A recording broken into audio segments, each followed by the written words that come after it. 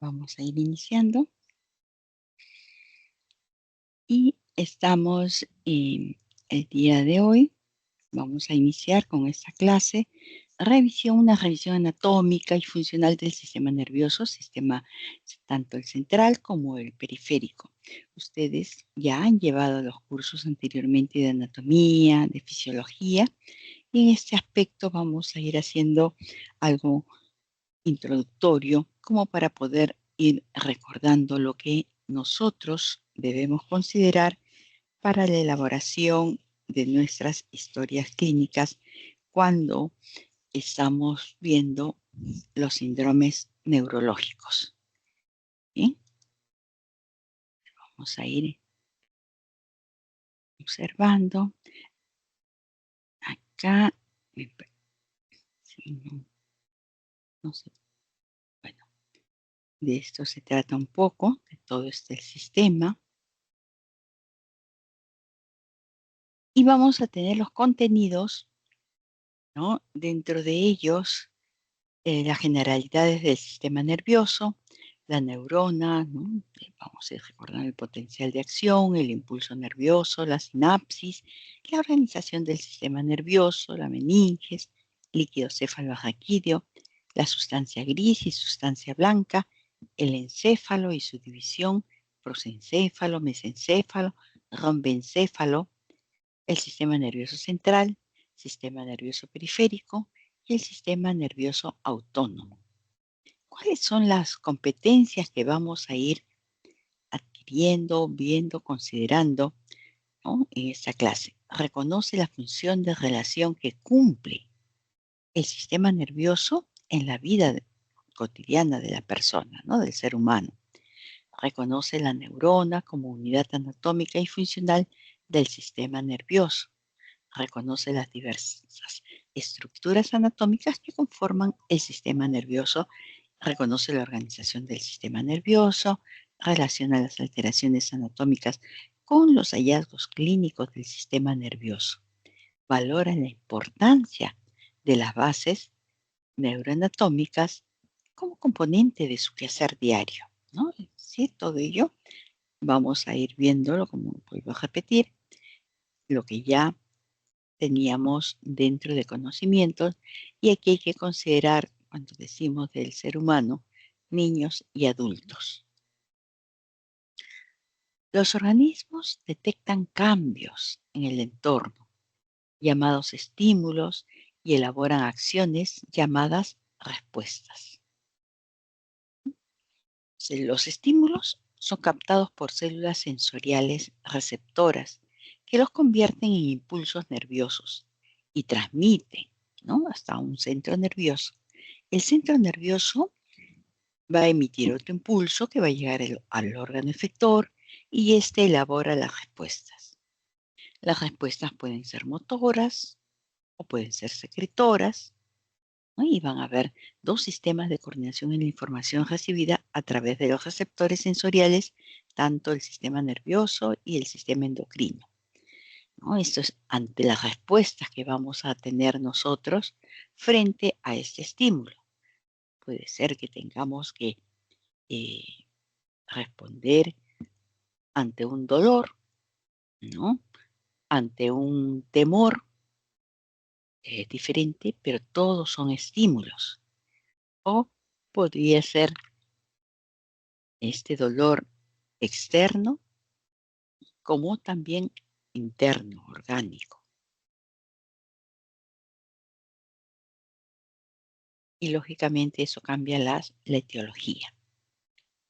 ¿Y a través de qué estamos sintiendo esos estímulos? A través de los sentidos, ¿no? Y su función de estos. Entonces, lo que vayan haciendo la recepción de estos sentidos, ¿no? Los receptores, tendremos también respuestas. Vamos a ir teniendo entonces dentro del tacto, la piel, ¿no? Es uno de los más amplios de todo nuestro sistema, porque cubre tanto desde cabeza hasta los pies. ¿Mm? Tenemos también dentro de los estímulos que puede hacerse, darse, sentirse en con el tacto, la presión, ¿no? Cuando presionan, cuando hace también el calor o el frío, la forma, la textura, cuando se percibe, ¿no? Y se hace, ¿no? También eh, con las terminaciones nerviosas. Y en el olfato se hace a través de la nariz, se hace con que va a llegar a, a la pituitaria, que es el que va a estar regulando los olores, ¿no? Que pueden ser sustancias gaseosas. Hay mucha diferencia y eso es tan cotidiano cuando se tiene todo este órgano intacto, podemos percibir con facilidad un aroma agradable y aromas desagradables, ¿no? Y de acuerdo a recuerdos también. Muchas veces hay un olor que podría parecer para muchos desagradable, el olor a tabaco, pero para otros puede ser agradable. Va a depender también de muchos de los aspectos psicológicos. Tenemos también para ello, ¿no? El nervio olfativo, que también ya han estudiado esa estructura y que vamos a ir evaluando en pacientes durante la práctica. Y en el sentido del gusto, el órgano va a ser la lengua. Tenemos los receptores que son las papilas gustativas, ¿no? Con diferentes también sabores, sustancias sólidas, sustancias líquidas, y que uno puede estar degustando y también parecer agradables o desagradables. Para algunos, lo picante les parece muy agradable, para otros no, ¿no? Incluso lo rechazan. Y los nervios es el nervio glosofaringeo. En cuanto al sentido del oído, y lo vamos a tener como receptor el caracol y vamos a, entre los estímulos sonoros, vibraciones. Y también estos sonidos van a ir variando, estas vibraciones varían en intensidad, frecuencia, ¿no? Pueden ser agradables, pueden ser desagradables. La música son muy agradables muchas veces, con los diferentes gustos para cada persona. Igual las vibraciones, que son más sensitivas y perceptivas. Y se hace a través del nervio auditivo. Cuando tenemos la vista, ¿m? Los ojos, y lo hacemos a través de la retina, con los estímulos visuales, la luz, colores, formas, y tenemos como nervio el nervio óptico. Bien, entonces ya hemos visto los órganos de los sentidos que tienen que ir a nivel central con una velocidad muy rápida y que nos va a producir una respuesta, ¿no? En el aparato locomotor, pueden ser músculos, ¿no? En un caso, para ver movimientos, como lo que tenemos en este ejemplo, que puede ser, ¿no? Hay personas, aquí en el ejemplo vemos que a través de la visión, a través de la audición, está sintiendo el cómo ladra ese perro. Si la persona le agradan mucho los animales, confían mucho en los animales, entonces le agrada ver al perrito. Pero si la persona tiene temor y el perrito empieza a ladrar, lo más probable es que la persona desde que lo mira ya no quiere ni acercarse por ahí. Entonces, ya desde la visión, ¿no? y las respuestas son músculos esqueléticos, ¿no? Y empieza de repente la persona incluso hasta a transpirar, va a depender de mucho, y hace una respuesta asociada locomotora, haciendo que acelere su paso. Todas las respuestas van a también a, a estar influenciadas por la memoria, ¿no? ¿Qué recuerdos se puedan tener? Miren cómo activa todo un sistema neurológico, ¿no? Un estímulo, y así estamos todos en lo cotidiano. Estamos llegando y hay un aroma agradable a la comida, puede ser su comida favorita, ¿no? Ya tenemos la estimulación, el apetito. Entonces ahí endocrinológicamente también empezamos ya a sentir las ganas de comer. Muy bien, porque esto a nosotros nos interesa cuando el paciente nos dice no tengo apetito, ¿no? Que no es lo mismo no me gusta la comida que, que cocinan. Entonces es diferente. Funciones del sistema nervioso. Entonces, la función es desde conectar receptores sensoriales y órganos efectores del sistema nervioso periférico con los del centro, con el sistema nervioso central. ¿Mm? Va a ir conduciendo estos impulsos nerviosos que ya los conocemos, va a integrar esa información, registra y procesa, e inmediatamente la respuesta fisiológica, normal, cuando estamos frente a una persona sana.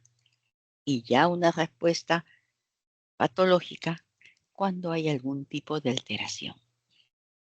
¿Se acuerdan en la época del COVID cuando decían, no, no siento el olor? Otros decían, no siento el gusto a la comida. Es que se estaba perdiendo, que se estaba alterando. Esto se dañó periódicamente, episódicamente, en ese momento nada más,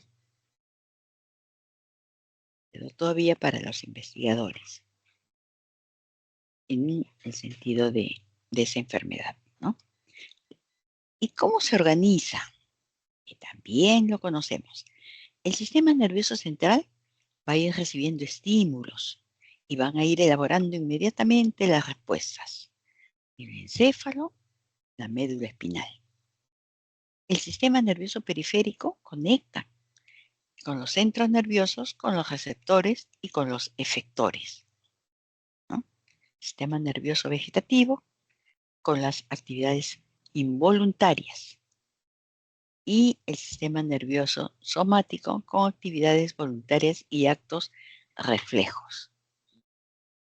Eso cuando dicen las personas en común, la persona está en coma y dicen se quedó vegetal, la persona se quedó vegetal, en estado vegetal, pero en realidad tal vez hayan escuchado, ¿no? Que solamente va a quedar en función este sistema nervioso vegetativo.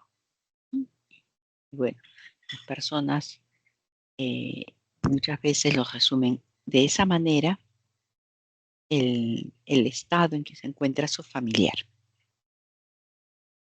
Y tenemos también el centro, ¿no? Acá nosotros hacemos recordar nuestro curso de histología, ¿no? La neurona, con su cuerpo celular, con su núcleo citoplasma, su dendrita, toda una arborización terminal, que tenemos el axón también en todo, está con el nódulo de Ranvier, ¿no? Y la célula de Schwann, vaina de mielina, lo va a conformar todo ello y va a llegar a las fibras musculares. Claro, va desde las fibras musculares, desde que recepcionan, ¿no? Y que se activa en todo momento. Cambiamos de postura, vamos a caminar, vamos a correr, ¿no? O también otros estímulos como que el que pasa cuando hay un golpe, etcétera, cómo reacciona. Y hay tipos de neuronas, ¿no? Esteroides, en el cerebro. Las neuronas que son sensitivas o aferentes y le tiene que llegar el mensaje a ellas. Generalmente unipolares que presentan un único axón y no tiene dendritas. Las neuronas motoras o eferentes, que están en el sistema nervioso periférico también, generalmente multipolares, presentan numerosas dendritas y un axón. Las neuronas de asociación o interneuronas presentes en el sistema nervioso central generalmente son multipolares. Y las neuronas bipolares que tienen una dendrita y un axón. Aquí tenemos algunos ejemplos como para poder nosotros de una manera más concreta conocerlas. Tenemos las neuronas, la consulta, se regeneran, ¿no? Las neuronas que están destruidas por una enfermedad o traumatismo son irreemplazables. Cuando nos imaginamos un accidente, ¿no? Un accidente traumático que destruye tejidos en, en el sistema nervioso, en el cerebro, son irreemplazables. Se va a depender mucho del tipo de trauma que le haya ocasionado. Pero si son por cortes o desplazamientos de estas fibras nerviosas pueden ser reemplazados si el cuerpo celular se mantiene intacto. Entonces, probablemente demore, probablemente mientras se recupera, van a ir esto pareciendo ya ausentes. Ya desde los años 90, hace más de 35 años, las pruebas científicas de que el cerebro tiene capacidad de regeneración, ¿no? A la neurogénesis, la plasticidad cerebral. Potencial de reposo de la membrana celular. Recuerden, fisiología. En condiciones de reposo,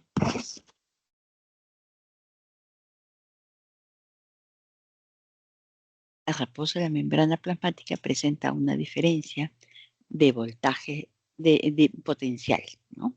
Con un voltaje de menos 70. La concentración de iones de sodio positivo es más elevada en el exterior celular y las de iones de potasio positivo en el interior de la célula. La membrana mantiene polarizada gracias a la acción de la bomba de sodio-potasio. ¿Se acuerdan bien? Y expulsa 3 sodios por cada 2 potasios que ingresan. Bien.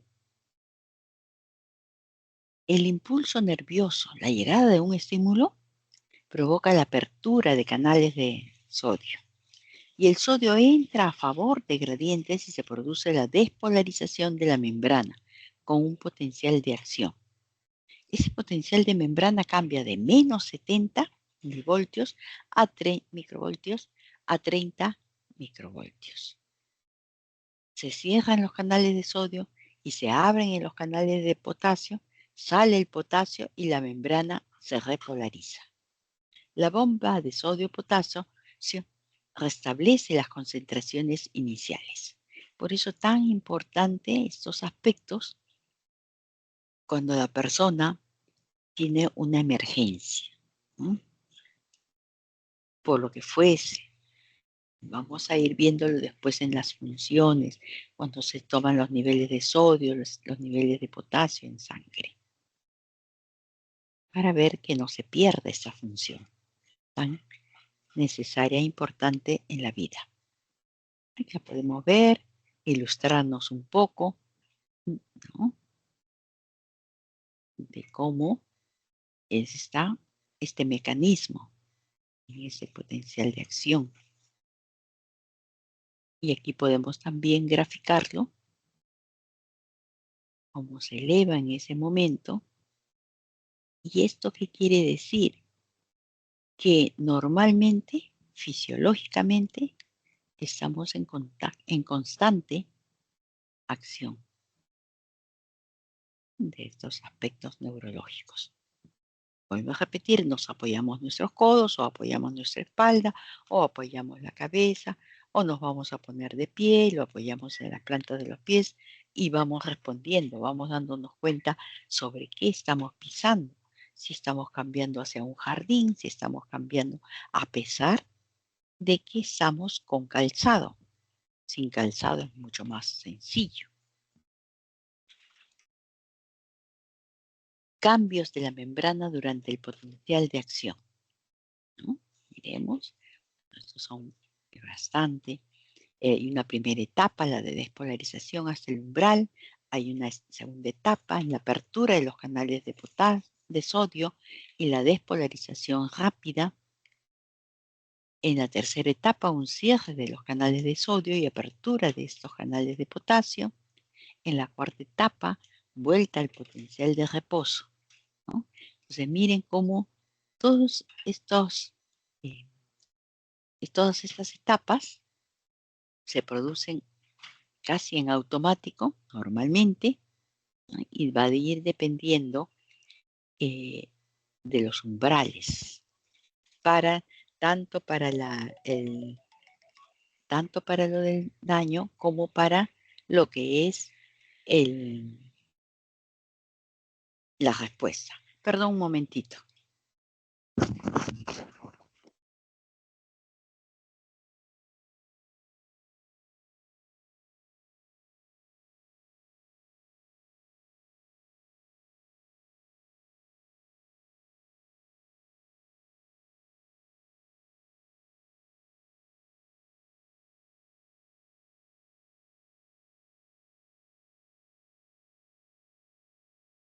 Muy bien.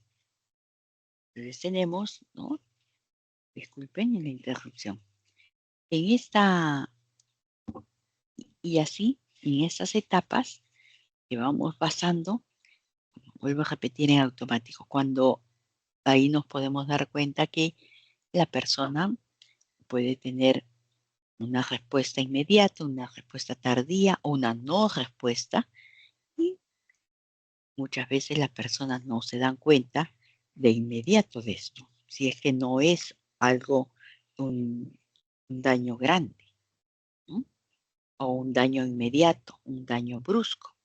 Cuando es progresivo, esto, la persona va tal vez pensando que es lo normal para todos, ¿no? El tolerar un dolor más que otro, más que otras personas también. Entonces, por eso hay que ser cuidadoso cuando interroguemos al paciente para que recuerden más o menos si esto ha ido variando en el tiempo y en cuánto tiempo, porque de las respuestas que nos brinden vamos a ir ya nosotros conformando nuestra, nuestros diagnósticos, ¿no? Y previo a ello, previo a la elaboración del diagnóstico, lo vamos a ir confirmando en nuestra evaluación. La propagación del impulso nervioso, ¿no? El impulso nervioso se desplaza como una onda eléctrica a lo largo del axón, ¿sí? Mientras la membrana está despolarizada, no se originan nuevos impulsos, porque es un periodo refractario. Pueden transmitirse 500, 1000 impulsos por segundo. Miren la velocidad. El impulso se propaga más rápidamente en axones con mielina y la despolarización solo se reproduce en los nódulos de Rambier, conducción saltatoria. Entonces, y nosotros ya debemos de ir eh, conociendo, cuando interrogamos al paciente, recordando todos estos aspectos, para cuando interroguemos sobre las respuestas, los tiempos que tienen las personas para hacerlo. Y esto generalmente lo verificamos en nuestra evaluación. Bien. Acá podemos observar, ¿no? También de una manera gráfica cómo se hace esa propagación de impulso nervioso en el periodo refractario. se refiere a la pérdida de sensibilidad para excitarse por otro estímulo, unos pocos milisegundos, ¿no? Se activan muchos aspectos. Entonces, la acción potencial en progreso, cuando vemos las refractorias, a ver si podemos hacer, ¿no? Ay, perdón. Y así, hasta que se realiza. La conducción, entonces, saltatoria, y toda esa vaina de mielina, que debe estar indemne, es igual, ¿no? Todos estos aspectos gráficos nos hacen poder ver en qué momento son las reacciones, en qué momento están llegando.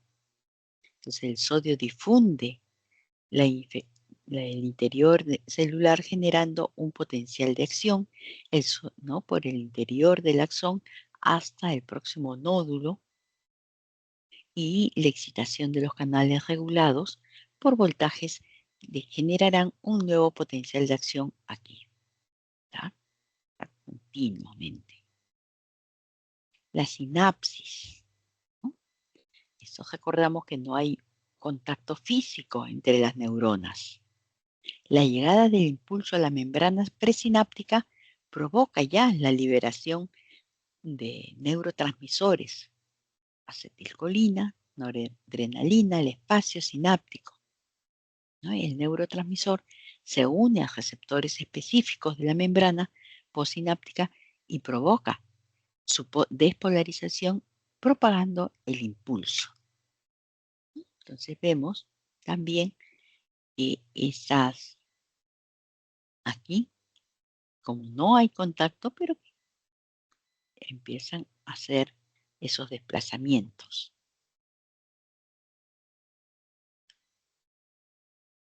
Entonces acá también, nuevamente, desde otro ángulo o con otra gráfica mejor podemos estar viendo.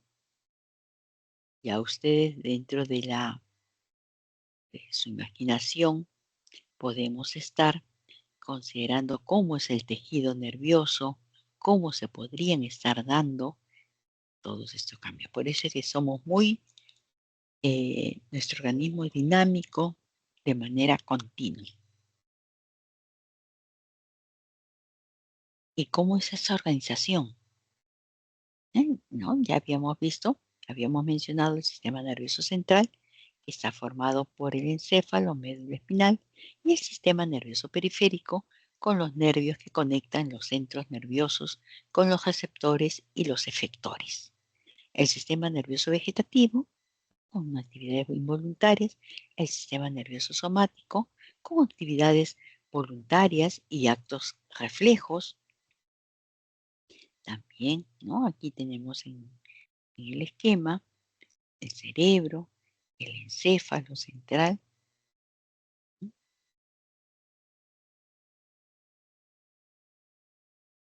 Podemos ver acá el mesencéfalo, el puente de Bayolio, el bulbo raquídeo, el cerebelo, y tenemos también la médula espinal, cervical, torácica, lumbar, sacra, que la vamos a ver en esto de una manera eh, muy continua a lo largo de las clases, pero en la última lo vamos a ver de una manera muy específica, las alteraciones que pueden sufrir a estos niveles. Acá estamos viendo nuevamente, ¿no? De una manera muy esquemática, el sistema nervioso central, encéfalo, con el cerebro, cerebelo y el tronco. Y dentro de este tronco, la protuberancia y el bulbo. Y la médula espinal, ¿cierto? En el sistema nervioso periférico, que va a estar la parte somática y el sistema autónomo, ¿no? El sistema somático y el sistema autónomo. En el somático, el nervio, ¿no?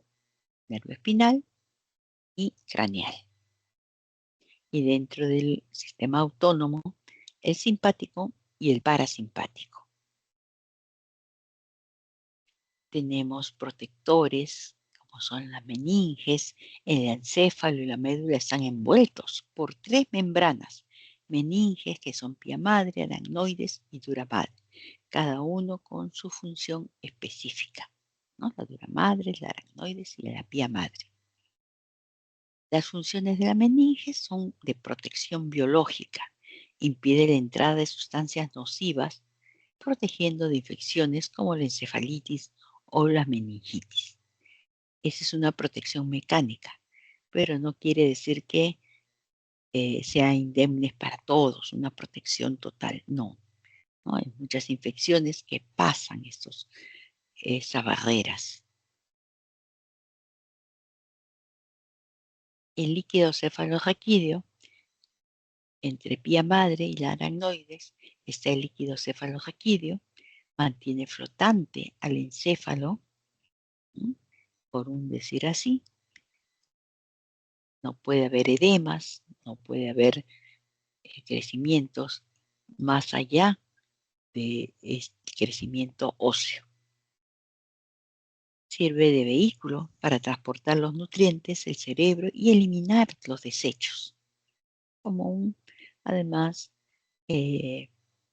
protector adicional, pero también va haciendo, ¿no?, que por ahí transiten todos esos desechos que los mecanismos van eliminando. Fluye entre cráneo y médula espinal para compensar los cambios en el volumen de sangre intracraneal, manteniendo una presión constante. Recuerden que cuando se quiere ver si hay infección, si ya pasó la infección hacia los virus y todo, a estas barreras, se hace una punción lumbar generalmente, ¿no?, para estudiar ese líquido cefalorraquídeo. Entonces, en el encéfalo, en él se encuentran los centros nerviosos, tan importantes, cada uno con su función, cada uno que nos ilustra ya de qué podría tratarse, dónde podría estar el daño, qué efectos está produciendo ese daño. Los centros nerviosos superiores de coordinación e integración. Cuerpo calloso, que relaciona, de que se encarga. Tenemos también el del encéfalo. También tenemos acá los núcleos. Tenemos también el tálamo, el hipotálamo, el diencéfalo, que van a ir formando el diencéfalo, que después vamos a irlo mencionando también, escribiendo más específico. El mesencéfalo, potencéfalo, ya con el tronco. Entonces, sí, empezamos con la médula espinal. El cerebelo, cada uno en su ubicación. Y cuando hay alteración, algunos son muy evidentes, otros no tanto. A otros hay que irlos durante la evaluación desencadenando. Lo forma la materia gris, cuerpos neuronales, y la materia blanca con los axones. Y se forma en la etapa embrionaria por una dilatación del tubo neuronal, vesícula encefálica. Y aquí recordamos embriología, ¿no? Embriología. Por eso todos nuestros cursos nos sirven. Todos, al final es la evolución de una persona. La sustancia gris y sustancia blanca, ¿cierto? Ahí, de manera ilustrativa. Por eso es que cuando nosotros hacemos los antecedentes son importantes, ¿no?, para ver si esto ya viene como secuela de alguna otra patología anterior. Entonces aquí lo vemos. Corte, ya un corte transversal. El encéfalo, entonces, acá, el encéfalo está dividido en 3 regiones: encéfalo anterior o prosencéfalo, el encéfalo medio o mesencéfalo, ¿no? y el posterior o romboencéfalo. Esto es en un embrión de 4 semanas. Y miren cómo desde el embrión se va llegando a formar el sistema nervioso central, luego el periférico, y aún así va evolucionando desde que cuando nace, cuando crece la persona, continúa este desarrollo hasta llegar adulto, ya como nosotros generalmente lo conocemos al cerebro ya formado. Entonces, aquí vemos un esquema también representativo en la irrigación de este sistema nervioso, o sea, con qué se alimenta este cerebro. ¿Mm? Por eso es tan importante que la persona se mantenga con una buena y equilibrada alimentación para tener, ¿no? Para tener eh, todos los aspectos de oxigenación, ¿sabe? Con ello, y los nutrientes necesarios. Y también flexible. Miren cómo hasta dónde tiene que ir llegando esa irrigación, o sea, la circulación, mantener la presión, también mantenerla. Y muchas veces son muy, muy delgados, que sucede cuando las personas se incrementan su colesterol, incrementan todas esas presiones a estos niveles. Entonces, en el prosencéfalo, ¿no? Se perciben y elaboran sensaciones conscientes, se divide en hemisferio derecho e izquierdo. La capa más externa se va a llamar corteza y está llena de pliegues, ¿no? O circunvoluciones. Lo forman 4 lóbulos: frontal, parietal, temporal, el occipital, ¿no? Ahí vemos, ¿no? Y el cuerpo calloso que une, podemos ver, las fibras de los 2 hemisferios. Muy bien. El telencéfalo o cerebro, vemos acá, ahí tenemos el encéfalo, que va a estar ahí, el tálamo, el hipotálamo, con la hipófisis. Tenemos también el subtálamo, con el núcleo rojo, sustancia negra, el epitálamo, con la glándula pineal, núcleos anulares, las estrías medulares y la comisura posterior. Y en el metatálamo, que tenemos cuerpo geniculado medial y el cuerpo geniculado lateral. Acá de una manera muy ilustrativa se ponen colores, ¿no? Entonces, y vamos viendo también los ventrículos, otra de las partes importantísimas. Hay 4 cavidades en el encéfalo llamados ventrículos en los cuales se desarrolla el sistema ventricular que da origen a la luz del tubo neural. Los ventrículos laterales forman los hemisferios laterales, el tercer ventrículo abarca el diencéfalo y en el acueducto de Silvio se encuentra el mesencéfalo. El cuarto ventrículo abarca el rombencéfalo. Aquí tenemos los ventrículos laterales, el cuerno anterior, el cuerno inferior, el cuerno posterior, los ventrículos, el cuarto ventrículo, el canal medular y el acueducto cerebral, el agujero interventricular también. Bien, entonces los ventrículos tenemos el lateral, ¿no? Recuerden que también ustedes tanto hincapié les hacían por ese orificio de Monroe, el tercer ventrículo, ¿no? El acueducto de Silvio, el cuarto ventrículo, cuando nosotros estemos solicitando una tomografía, ¿qué esperamos ver? ¿No? Si tenemos muy buen conocimiento de cómo es todos los aspectos fisiológicos, cómo tiene que estar la anatomía indemne, vamos a poder reconocer bien cuando esto está dilatado o cuando está estrechándose. ¿Bien?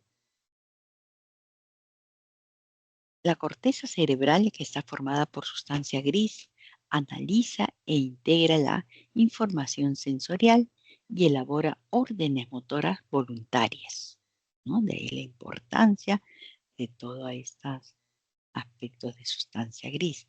Forma zona de asociación, recoge la información sensorial externa, la compara con la almacenada, ¿no? En esta función del lenguaje, la creatividad, el aprendizaje, la memoria. Entonces, cuando esto se ve alterado y nosotros hacemos el interrogatorio, la evaluación, vamos examinando todos estos aspectos, ¿no? Quizá dentro de una pequeña conversación, si la persona responde de manera coherente, si la persona responde con dificultad, si la persona eh, tiene además tiempos de demora. Las zonas sensorial y motora están localizadas en las diferentes partes del cerebro, interrelacionadas con las diferentes partes del cuerpo. ¿Mm? Y así ustedes pueden recordar cuando esto sucedía a lo largo del tiempo, cuando no se conocía, en esas épocas donde la persona tenía interés por conocer la función, qué ha pasado con esta persona, qué ha pasado con su cerebro, y estudiaban en cadáveres, lógicamente, ¿no? El homúnculo sensorial y motor. ¿Recuerdan del hombrecito, ¿no? El homúnculo de latín homúnculus, hombrecito en el cerebro. Eso fue por Wilder Penfield, un neurocirujano canadiense, quien a mediados del siglo XX representó en forma de homúnculo el mapa motor cortical.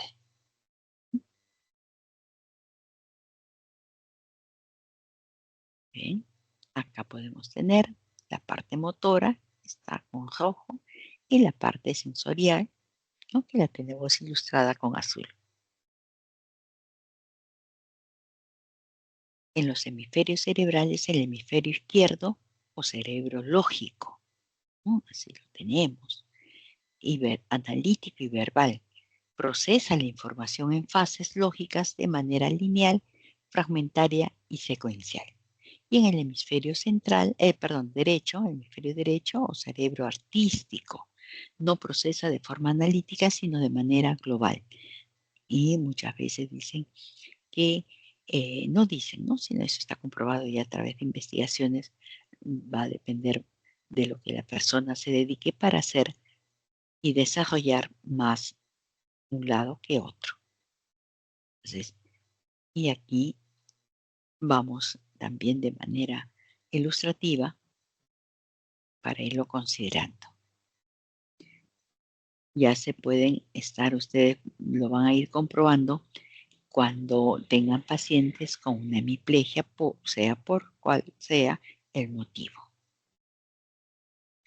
Acá vamos a ir presentando de una manera histórica un caso clínico, ¿no? Miren en la foto cómo podemos estar observando a los estudiantes de medicina, ¿no? Observando probablemente sean a los que ahora nosotros, sea un curso de posgrado, ¿no? Ya de neurología, y en esas épocas iban de una manera, así como ahora hay cursos, hay talleres, probablemente también en esa época, pero vayamos a las vestimentas que tenían cada uno. Cada uno seguramente se trataba de vestir de una manera eh, impecable, pero no era lo adecuado, ¿no? Solo los que estaban directamente conectados con el paciente estaban uniformados, ¿no? Las enfermeras y los médicos tratantes. Phineas Gage, en 1823, ya nos vamos y nos remontamos a esa época, fue un obrero de ferrocarriles quien debido a un accidente sufrió daños severos en el cerebro, específicamente en la parte del lóbulo frontal. Gage sufrió cambios notorios en su personalidad y temperamento, lo que se consideró como evidencia de que los lóbulos frontales eran los encargados de procesos que estaban relacionados con las emociones, la personalidad y las funciones ejecutivas en general, ¿no? Acá también vemos más o menos por dónde es que atravesó y sin embargo para la época sobrevivió. Ahí lo tenemos, cómo que sobrevivió, ¿no? Con la vestimenta de esos momentos. También hoy en día la tecnología nos hace avances enormes, se pueden tomar tomografías, se pueden tener con los exámenes auxiliares de una manera mucho más precisa, no exactamente precisa, porque el ser humano siempre va a ser cambiante, dinámico, y va a haber lugares tal vez donde no podamos llegar a evidenciar totalmente el daño, solo vamos a poder ver y evidenciar a través de sus cambios que tenga. En el prosencéfalo 2 del diencéfalo, la regulación de las emociones, el control del sistema nervioso autónomo y de funciones sensoriales motoras, el tálamo que va a ir actuando, ¿no? Como una estación de relevo de la información sensorial que llega al cerebro, filtra y transmite esta información hacia la corteza cerebral. Miren cómo es tan rápido. La respuesta tiene que estar ya. El hipotálamo controla muchas funciones autónomas esenciales como el hambre, ¿no? Tenemos también la sed, la temperatura, ¿no? El sueño y también regula la liberación de hormonas a través de la hipófisis. Qué importante, ¿no? Entonces, podría estar todo el problema tanto a nivel de hipófisis como a nivel de hipotálamo.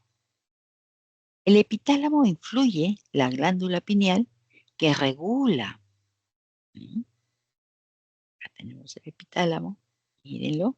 Bueno, asociemos, ¿no? El dibujo, el gráfico eh, con, con la persona, ¿no? Incluye la glándula pineal que regula los ritmos circadianos y el sueño y la secreción de melatonina, una hormona relacionada con el sueño. Subtálamo interviene en la regulación de los movimientos y tiene conexiones con los núcleos basales.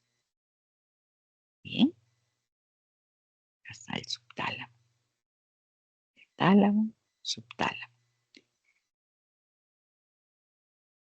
En el mesencéfalo se encuentra el acueducto de Silvio, que va a ir llevando el líquido cefalorraquídeo del tercer al cuarto ventrículo, los tubérculos cuadrigéminos, que controlan los movimientos relacionados con el sentido de la vista y los movimientos que responden a estímulos auditivos. ¿Mm? Entonces, en toda esta zona tenemos el mesencéfalo. Muy bien. El romboencéfalo. El romboencéfalo es una expansión de la médula espinal formado por el mesencéfalo que forma el cerebelo y la protuberancia, el mielencéfalo que forma el bulbo raquídeo, ¿no? Entonces aquí como tenemos, sacaste el cerebelo, la médula espinal, el bulbo raquídeo, miren la hipófisis está por acá, ¿no? Esto nos orienta a sus ubicaciones. Cuando hay una infección, cuando hay una inflamación en estas zonas, se va a ir produciendo. En el rambencéfalo, entonces, que se encarga de controlar y regular el equilibrio corporal y los movimientos oculares, regular los movimientos de las extremidades y el tronco, percepción visoespacial, procesamiento lingüístico, la modulación de emociones, la planificación general de actividades motoras y secuenciales y el aprendizaje motor. Entonces, cuando estamos observando que hay una infección, una inflamación, a qué nivel está produciéndose, podemos estar también conociéndolo si hacemos el examen clínico, ¿no? Mientras va llegando esas pruebas que hoy en día tenemos y que nos facilitan, pero no es inmediato. ¿Qué pasa si no tenemos resonador? ¿Qué pasa si no tenemos tomógrafo? El paciente se queda sin tratamiento, el paciente se va a quedar en observación.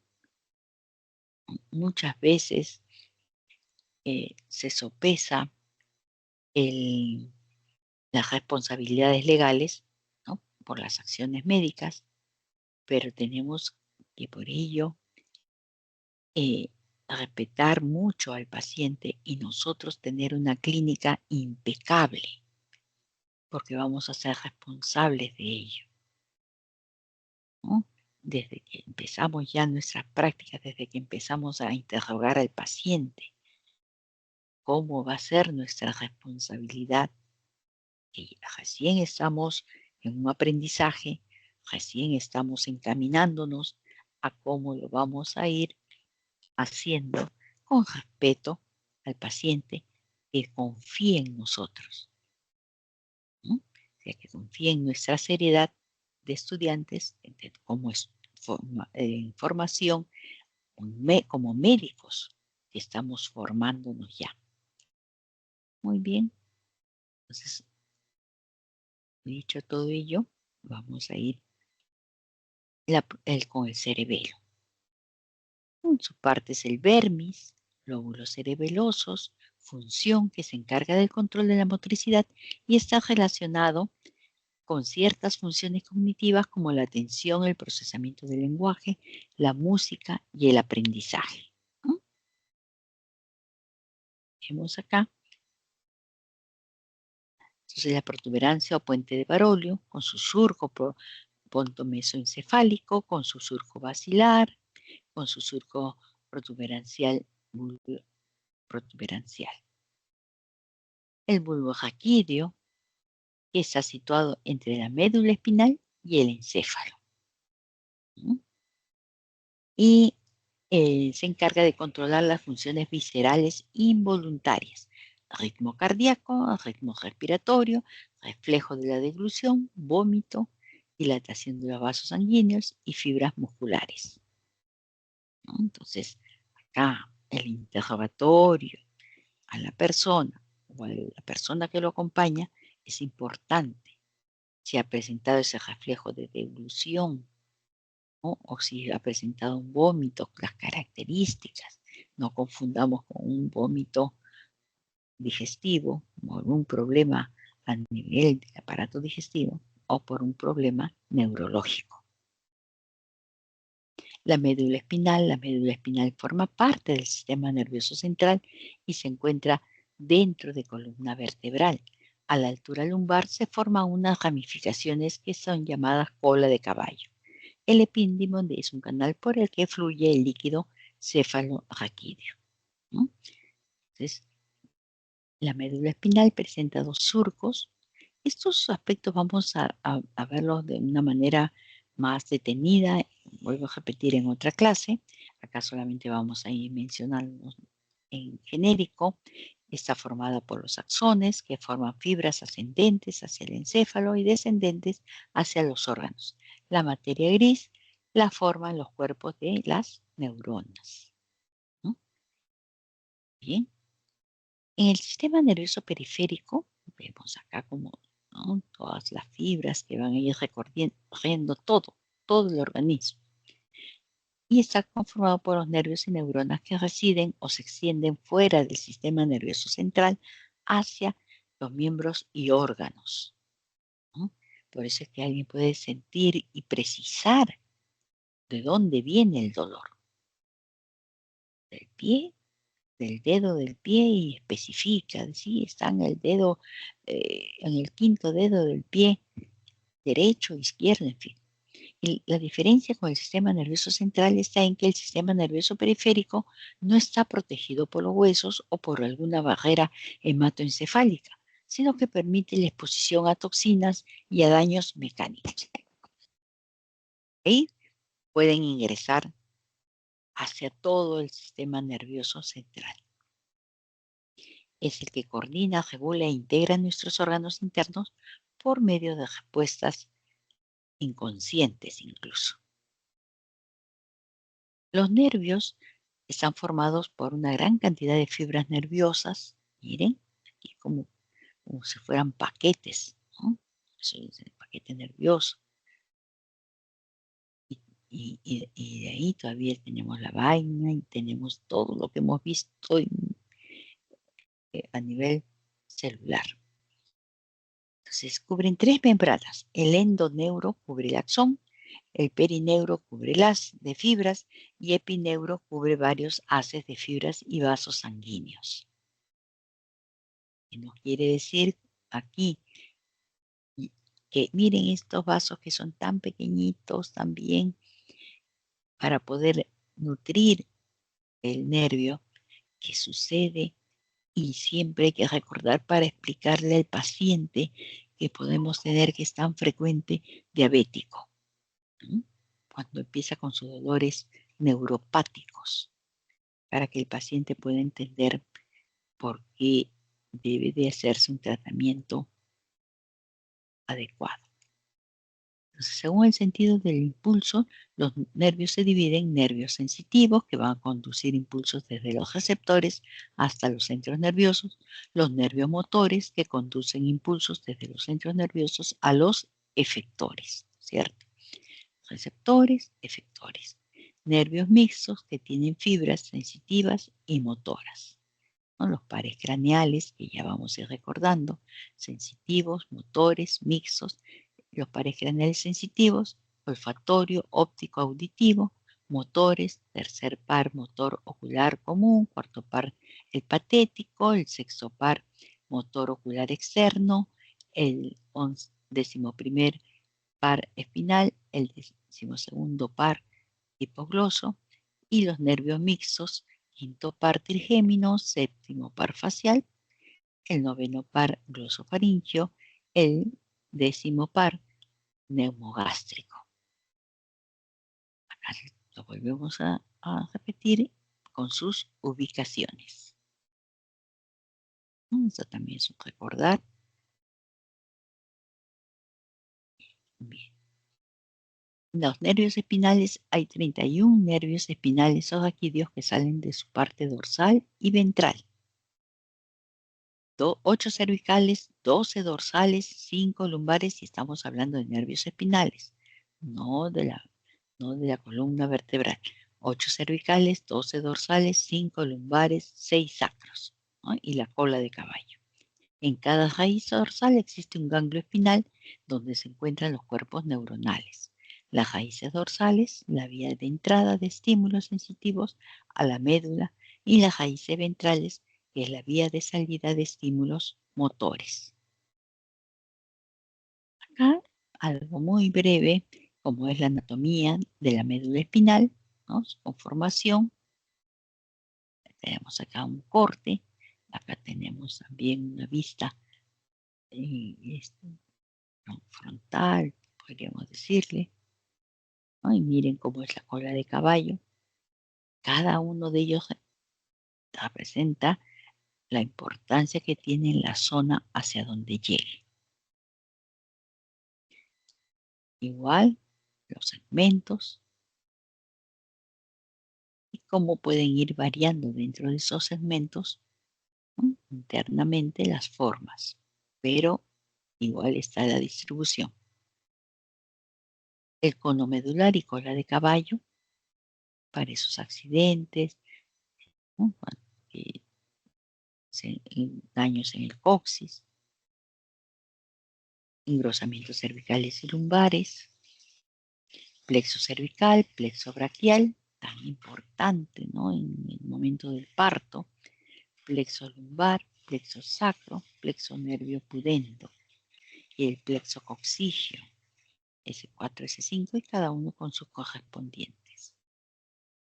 Plexo cervical, C1, C4, plexo braquial, C5, T1, plexo lumbar, L1, L4, plexo sacro, S1, S4, plexo nervio pudendo, S2 a S4 y plexo coxigio, S4, S5.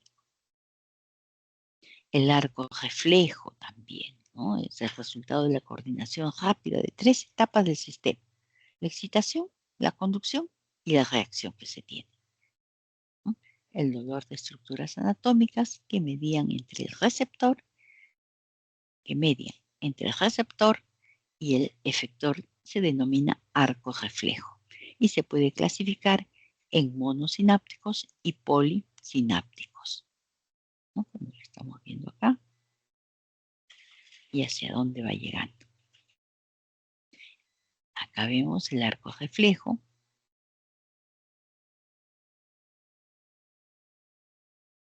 sináptico y polisináptico, formado por el receptor, la neurona sensitiva que lleva el impulso al centro nervioso con la médula espinal, la neurona de asociación en la misma médula, en la neurona motora que lleva el impulso al efector. Sistema nervioso autónomo. Los nervios del sistema nervioso periférico conectan los centros nerviosos con los receptores y efectores. Eso lo hemos dicho desde el inicio. El sistema nervioso entonces somático, actividades voluntarias y actos reflejos. Sistema nervioso vegetativo, actividades involuntarias. El sistema nervioso autónomo vegetativo, a diferencia del sistema nervioso somático, recibe información de las vísceras y del medio interno para actuar sobre sus músculos, glándulas y vasos sanguíneos.